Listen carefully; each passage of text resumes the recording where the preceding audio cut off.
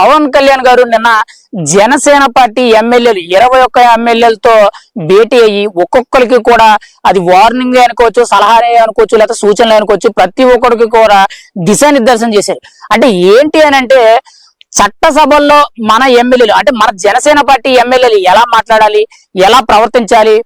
సభ తీర్మానాలు ఎలా ఉండాలి, సభలో ప్రసంగం ఎలాగ ఇవ్వాలి, మాట హద్దు ఎలా దాటకూడదు, అన్పార్లమెంటరీ లాంగ్వేజ్ ఎలా వాడకూడదు, ఇలా చూసుకుంటే శాసనసభలో పాల్గొన్న ప్రతి 21 ఎమ్మెల్యే కూడా తన నీతి నియమాలతో కట్టుబడి ఒక్క మాట కూడా పొల్లిపోకుండా, తప్పు మాట్లాడకుండా, ఎదుటి వ్యక్తిని దూషించామనే మాట రాకుండా ప్రతి ఒక్క మనిషి కూడా ఎంతసేపు చట్టసభల్లో పబ్లిక్ పాలసీల గురించి కరెక్ట్ గా అంటే సబ్జెక్ట్ గురించి మాట్లాడడం తప్పితే అనవసరమైన విషయాలు ఎక్కువగా మాట్లాడకూడదని చెప్పి పవన్ కళ్యాణ్ గారు నిన్న ఒక 21 మంది ఎమ్మెల్యేలతో కూర్చొని భేటీ అయ్యి ప్రతి ఒక్కరికి దిశానిర్దేశం చేయడం అయితే జరిగింది.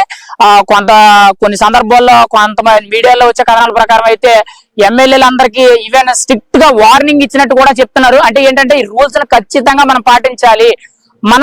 జనసేన ఎమ్మెల్యేలు అంటే ఎలా ఉంటది, ఒక పద్ధతి విధానం అనేది వీళ్ళని చూసి 10 మంది ఎమ్మెల్యేలను నేర్చుకోవాలి, లేకపోతే వీళ్ళని చూసి 10 మంది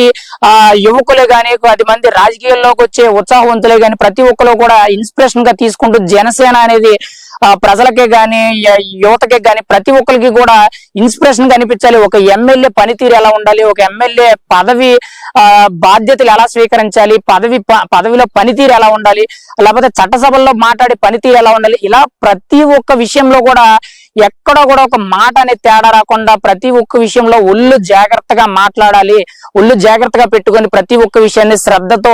బాధ్యతతో పెట్టుకొని ప్రతి ఒక్క అంశాన్ని డీటెయిల్ గా చూసుకొని ఆ శాఖ మీద అవగాహన కల్పించుకొని ఆ శాఖలో లోటుపాట్లు ఏంటి, ఆ శాఖలో అభివృద్ధి ఎంత, ఆ శాఖలో పని ఎంత జరిగింది, ఆ శాఖలో నిధులు ఎంత ఉన్నాయి, ఇంకా ఎంత నిధులు ఖర్చు పెట్టాలి, ఇలా ప్రతి ఒక్క అంశం గురించి పవన్ కళ్యాణ్ గారు కూర్చోబెచ్చి తన యొక్క 21 మంది ఎమ్మెల్యే జనసేన మంది 21 ఎమ్మెల్యేలతో కూర్చొని ప్రత్యేకించి మాట్లాడి ప్రతి ఒక్కరికి కూడా దిశానిర్దేశం చేయడం జరిగింది. అయితే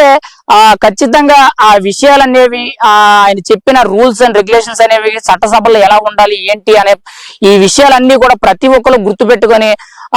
చట్టసభల్లో ఆ విధంగా ప్రవర్తిస్తారనేటట్లు ప్రతి ఒక్క ఎమ్మెల్యే కూడా పవన్ కళ్యాణ్ గారికి చెప్పడం అయితే జరిగింది. ఖచ్చితంగా ఆల్రెడీ మనం చూసుకుంటే ప్రతి ఒక్క జనసేన ఎమ్మెల్యే కూడా ఆల్రెడీ మాట విధానంలో కరెక్ట్ గా ఉండాలి, ఎక్కడ కూడా తేడా రాకుండా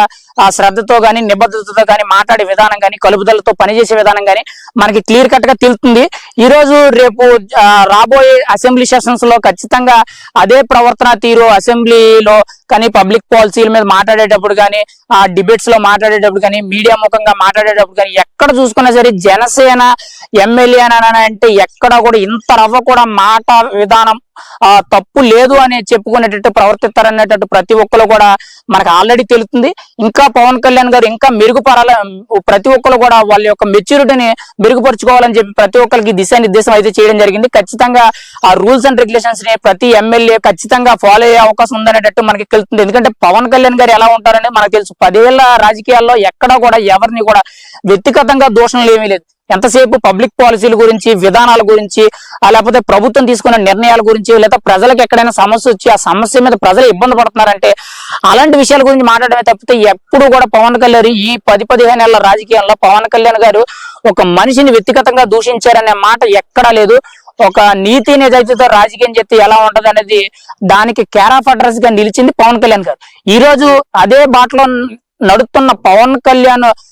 జనసేన పార్టీ ఎమ్మెల్యేలు ప్రతి ఒక్కరు కూడా అదే బాటలో నడుతున్నారు. ఖచ్చితంగా ఆయన రూల్స్ అండ్ రెగ్యులేషన్స్ ని ఫాలో అవుతారని చెప్పి ప్రతి ఒక్కరు కూడా విన్నవించుకోవడం అయితే జరిగింది. రాబోయే రోజుల్లో మనం చూస్తే ఖచ్చితంగా జనసేన నుంచి ఇప్పుడు వరకు చూసింది ప్రభుత్వ పరిపాలన ఒక లెక్క, ఇప్పుడు నుంచి ఒక లెక్క అనేటట్టు ఉంటది అనేటట్టు మనం చెప్పుకోవచ్చు.